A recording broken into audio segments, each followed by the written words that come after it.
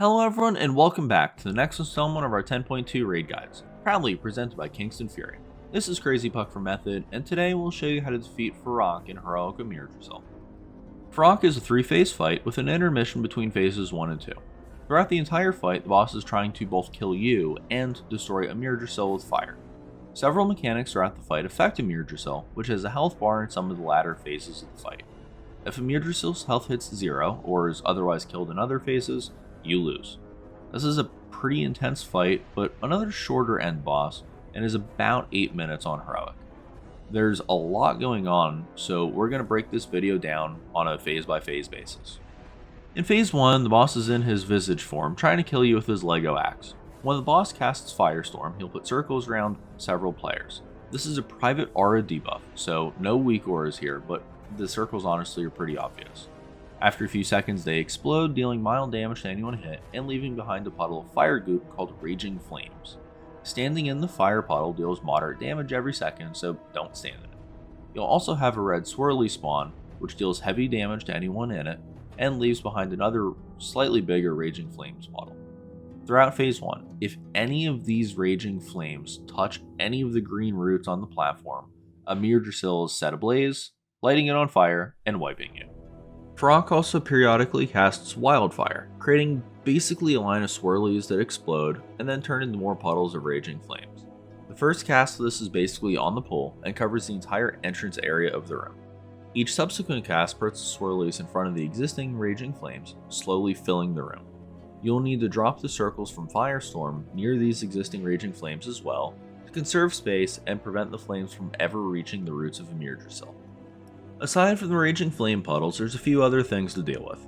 Burning Presence is constant ticking damage every 2 seconds for the entire phase. Every 8 seconds, several players will get a debuff called a Flame, literally being lit on fire. This deals additional ticking damage every second and increases in strength each tick. Fortunately, this can be dispelled. When the boss casts Blaze, several players will get a big line going through them. After 4 seconds, the line explodes, dealing moderate damage to anybody hit. This is another private aura, but again, it's really obvious when you have it. Don't stand in big bad lines. Another important note on Blaze, these are staggered, meaning they don't all explode at once, so you have to be extra careful. The phase 1 tank mechanic is Fyrakk's Bite. He'll slash the tank, dealing heavy physical and shadow flame damage, and applying the Fyrakk's Mark debuff for 40 seconds. This debuff causes you to take extra shadow flame damage each melee swing that hits you, and the debuff can stack. Fyrakk's Bite also shoots a flame in a small frontal cone, dealing heavy damage to anybody hit. Don't stand in front of the boss unless you're a tank. The tanks will want to swap after every second cast of Fyrakk's Bite. Also, if there's ever a time that no tank is in melee range of Fyrakk, he'll use Predator, leaping to his target and smacking you with a melee swing. The last phase 1 mechanic is called Dream Rend.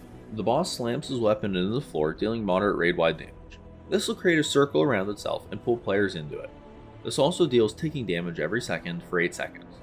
The damage itself is reduced based on distance, and if you're in the more pronounced circle animation around the weapon, you just get incinerated, killing you. Make sure to move away from the weapon on the ground so you don't go splat. Strategy wise, in phase 1, you'll want to pull the boss towards the entrance of the room at the start and then pop Lust.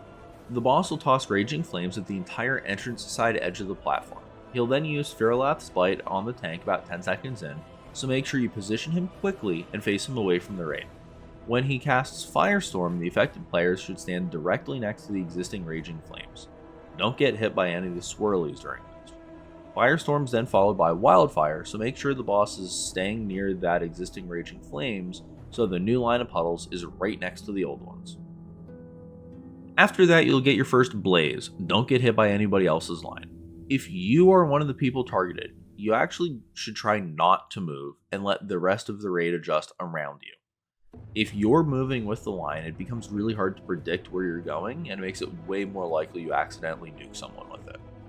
After Blaze, you'll get Dream Rend. Once the weapon is planted in the ground, everyone needs to run to the far side of the platform to reduce the damage you take. When the Dream Rend ends, move the boss back towards the Raging Flames and don't get hit by lines, and just make sure you're dropping Firestorm near the existing Raging Flames. Do not, under any circumstances, drop a Firestorm on the green roots or you just wipe. When the boss hits 70% health, you'll enter the intermission. Fyrakk will jump into the air and turn into his dragon form, slamming into the middle of the platform and clearing any raging flames he lands on. Landing will also deal moderate raid-wide damage. Once he lands, he'll stay stationary and put a small shadow flame circle under himself. Stepping into this circle incinerates you, killing you. Fyrakk will also cast Corrupt, putting a shield on himself for 6.6% of his max health. As long as this shield persists, he'll deal raid-wide ticking damage every second that grows in intensity over time. If you don't break the shield within 30 seconds, you wipe. The entire time he's shielded, he'll cast a Shadow Flame Breath at the front of the room, dealing heavy damage to anyone hit, so just make sure that's not where you're standing. Also for the duration of the intermission, Shadow Flame Orbs will be spawning around the platform coming from the Raging Flames. These will move towards the boss, and if any reach him, he'll nuke the raid for massive damage and apply a nasty dot. Fortunately, you can run over an orb to soak it, dealing mild damage to you but making it disappear. That's way better than the alternative, because failing an orb is probably just going to wipe you. Lastly, on top of the corrupt ticking damage, Fyrakk will also be pulsing damage from burning scales every 2 seconds for the entirety of the intermission. This is a pretty high damage intake phase, and you'll likely need some raid cooldowns to keep everybody stable. Nuke the shield down as quickly as you can. Once the shield breaks, you enter phase 2. While all of that is going on, you'll also notice Amirdrassil gets a health bar at the beginning of the intermission. The entirety of phase 2, Amirdrassil's health bar is taking damage, and once you're in phase 2, that health bar becomes a pretty major issue, because if it ever hits 0, you wipe. To counter this, once you reach phase 2, every 20 seconds you'll have a group of 5 Spirits of the Kaldorei spawn near the entrance of the room. These walk towards the front of the room to reach the tree and take about 30 seconds to get there. When they do finally reach the tree, they'll heal it based on how much health each spirit has. You can and need to heal these things as quickly as you can. When they reach full health, they'll get a shield protecting them and causing them to take 99% reduced damage. The maximum amount of health Amirdrassil can be healed from each spirit is 5.5%, meaning 27.5% total healing per set of spirit spawns. You'll want to ensure these things get healed to full as quickly as possible, so as much health gets transferred to the tree. If you fail this, or you lose any spirits, or you just don't heal them, the tree's health will eventually hit 0, and you're going to wipe. Now, there's a whole bunch of mechanics during phase 2 trying to stop you from dealing with the spirits, but first, let's go over what else remains the same. Blaze, Fyrak's Bite, Burning Presence, Aflame, and Predator will all be returning for phase 2. There's no Raging Flames here, but the other stuff is just as dangerous. At the start of the phase, Fyrakk will fly into the air, turning into his visage, and slamming back down near the entrance of the room with an ability called Flamefall. Anyone within the glowing animation circle from this when he lands, dies. This deals fall-off damage to everyone else, so just make sure you're not in the big circle. He'll then cast Blaze, so dodge the lines. The first set of spirits spawns here, so nuke them with healing. About 25 seconds into phase 2, the boss casts Greater Firestorm for 5 seconds, putting large circles on 2 players. After 5 seconds, the circles explode, dealing heavy damage to anybody hit. During this cast, you'll get a whole bunch of red swirlies all over the platform. These hurt a lot, so make sure you don't eat them. When the circles do explode, they'll each also spawn a large ad called a Burning Colossus. These things need to be tanked, and periodically cast Molten Gauntlet at the tanks, smacking them for pretty moderate damage. They'll also pulse damage every 2.5 seconds to everyone within 15 yards. If a Colossus is ever close to the Spirits of the Kaldorei ads, it'll turn the ads hostile, creating all kinds of issues, meaning you can't heal them, which then means they can't heal the tree, which then means you end up running out of energy and you wipe. So you'll need to make sure you're moving the Colossus ads away from wherever the spirit ads are. Lastly, if either Colossus reaches 100 energy, it casts Exploding Core, literally exploding and dealing massive damage to the entire raid and applying a nasty 20-second dot. This will almost certainly result in a wipe, so your DPS need to swap and blow up these ads as quickly as they can. Make sure they're tanked on top of the boss damage for cleave while the boss is around. These will come out every minute and 20 seconds in phase 2 after the first cast. When the boss reaches 100 energy, which is a little bit after the first cast of Greater Firestorm, he casts Incarnate. Here, he'll fly up into the air for about 45 seconds. During this time, he'll take damage from burning scales again, and he'll cast Shadow Flame Devastation, flying in a wide line across the platform. Anyone standing in the line gets hit by his breath and takes lethal damage. This will also spawn a whole bunch of Screaming Soul adds, which are stationary. These cast searing screams, dealing raid-wide ticking damage every 3 seconds, and increasing in damage by 20% per tick. The Screaming Soul adds also turn the spirits of Kaldorei hostile if the adds get too close to them, so it's vital to kill any of the Screaming Souls in the path of the spirits as fast as possible. While the Screaming Soul adds themselves are stationary, they can be knocked back and gripped and even interrupted to stop their cast. You should be doing all of these and try to group them up away from wherever the spirit adds are walking. You'll also want to move the Colossus adds on top of Screaming Souls for increased cleave. After about 45 seconds of being in the air and being untargetable, the boss casts Flamefall again, so get away from the big glowing animation near the entrance to the room or you'll die. You'll go through all of this twice during Phase 2. As a note, we recommend moving the Colossus adds all the way to the front of the room, meaning the opposite side from where the spirits spawn, before Fyrakk's Shadow Flame Devastation is cast. This will remove any risk of the spirit adds spawning directly on top of where you're holding the Colossuses during the breath. This will help you get through Phase 2 a lot more consistently and prevent a lot of just weird, unfortunate RNG deaths. After the second Flamefall, the boss kind of just hangs for a bit and just has some downtime until he reaches 100 energy. He'll do his tank buster ability and blaze and stuff like that, but you don't get more sets of Colossus, so use his time to just nuke the boss as hard as you can.